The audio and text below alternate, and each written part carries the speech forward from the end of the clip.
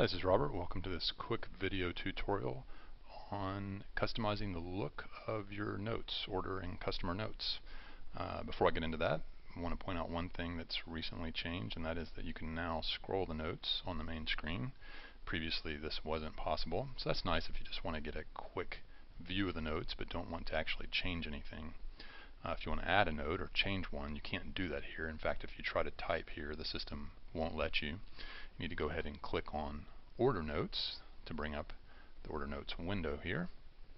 And to change, there are three ways you can change the look, really, or I guess four. If you want to count, we can change the window size by making it bigger.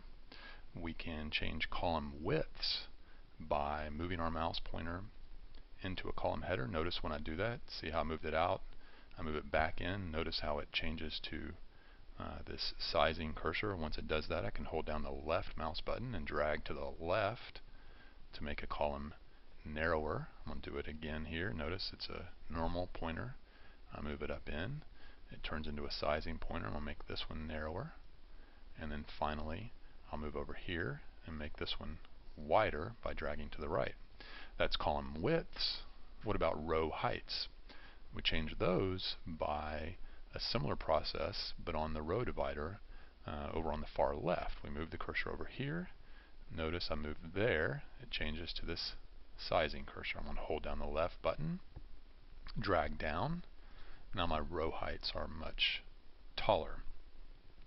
One thing to be aware of with that is it does not work if you try to move your mouse pointer over this line here. Notice it doesn't change. Similarly, if I try to do it over here, it doesn't work. I don't get the sizing cursor, which is a little bit odd. It only works on this very first row. Notice again, now I have it back. So I'll make my rows a little shorter. So you can play with that and pick whatever you like, tall or short. So that's another way to customize.